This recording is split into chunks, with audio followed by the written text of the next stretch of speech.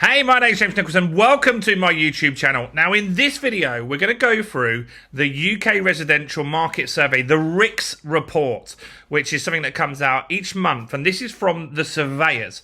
Now, a lot of you comment on this, particularly if you're listening. Nikki Nike is someone that says, look at this report. I do always look at this report, and this is one place that I get data from, but I'd look at other areas as well. And so, in the last few weeks, I've been talking about where we really want to get an indication on what's going on in the market is listening to the people that have the information that we necessarily may not.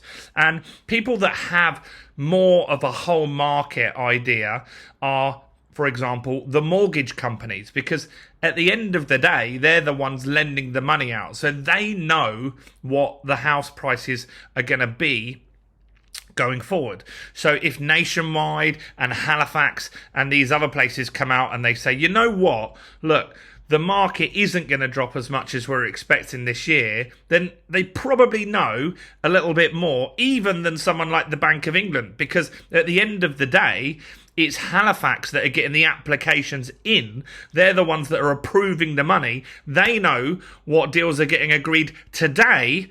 The Bank of England doesn't have that data. Local councils don't have that data. Estate agents don't have that data. They are the ones that have that data more than anyone else. Now, RICS also have a key input into that data, because when you get a mortgage, they're the person that comes round and does the actual valuation of the property. So what have they got to say for themselves and what's going on in the market? Now, they've had some very negative reports in the last few months, but they have significantly changed their stance this month, in my opinion. And so if you look at the headline on the top left there, prices and sales are still under pressure for now, but picture a little less negative looking further out. That's fairly positive news. Now, what they're saying is that, look, right now, prices are still not great. There isn't loads of demand in the market. And if you go into more detail, we're going to cover some bits from this, but I recommend that you go and have a look at this yourself. They're saying that possibly the market is not as strong as it has been. Obviously, everyone knows that. There's way less transactions going on and stuff like that. So some of the key things that they've been talking about. So house prices continue to slip at a national level. We know that, right? So we've had 4 or 5 months of declines. Then we've had a couple of months where it's been 1 month where it's flat. And February, it actually went up. Now, this is where we can really get an idea of what's going to be happening. So remember I said in the videos recently that the mortgage companies are saying that we're more likely now to get a soft landing than we were before. We were more likely, and that's backed by jobs data and the fact that we haven't gone into a really deep recession. Lots of people are still employed. That's fairly good. And even with the cost of living crisis, you've got to remember that a lot of people went into this with savings. People have more savings. Now, savings and stuff like that of course are eroded, and affordability of course is eroded as well. But what we're seeing here is sales are being agreed at below asking prices, but generally within a 5% margin. So whatever the asking price is, people are offering roughly about 5% less than that. Now, if you look, there are some reductions on Rightmove, so there are some properties that come down, but you're not seeing huge, massive reductions on Rightmove. And that's one of those reasons for that, which they cover in this report, is there are not lots of listings on the market. The listings are down. There are not lots of desperate people that have to sell.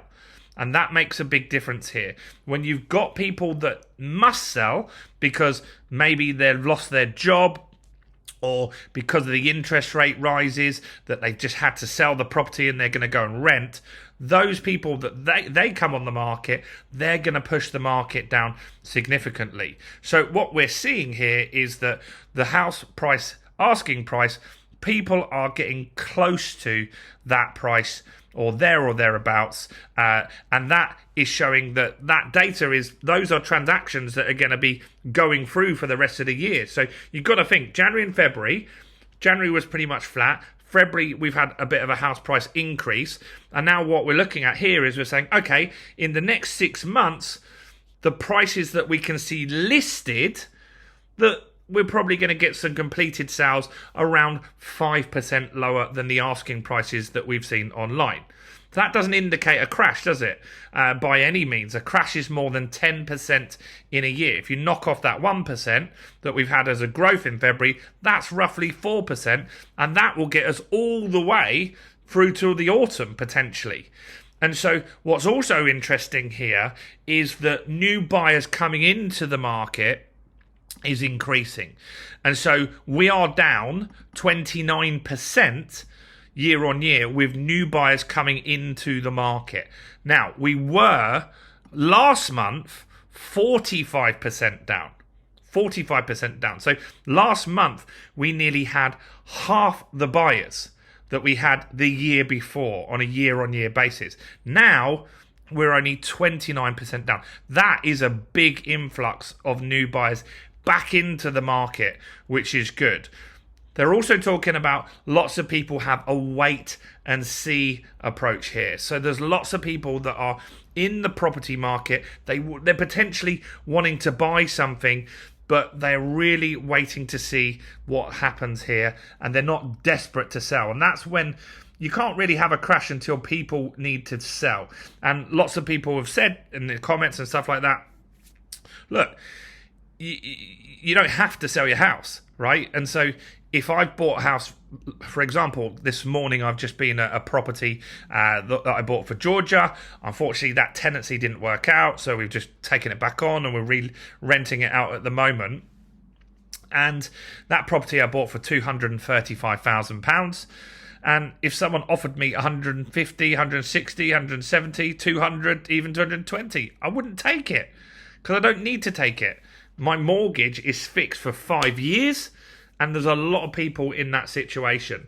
And so I made a video talking about potentially the leasehold reform could push the market up, right? And what I talked about on that was I said that because leaseholds will be able to be extended to nearly 1,000 years, ground rent is being abolished, you can get rid of bad management companies. I believe that leasehold properties will be more valuable, they'll be safer options, and they'll be closer to what you get as a freehold. They're not as good as a freehold still, but they're way better. And if this leasehold reform goes through, it's going to be way better than what we've got today. That's going to make a big difference, right? Now, that's 20% of the market. Now, if you look in the comments on that video, everyone's saying that's only 20% of the market. Those people aren't going to be able to shift the market. It's a small percentage. But what you've also got to think of is the people that are coming off a fixed deal that will go on to these higher interest rates. Again, that might only be 20% of the market. So you can't have it both ways. You can't say that those people are being impacted by interest rate rises and they're going to move the market, but the leasehold properties aren't going to move the market. I don't know for sure, you don't know for sure, but I think it is going to be a positive thing. And what you've got to look at is that these people, these companies are the ones that are at the fire. They know what's going on. RICS knows what's going on because they're the ones doing the valuation.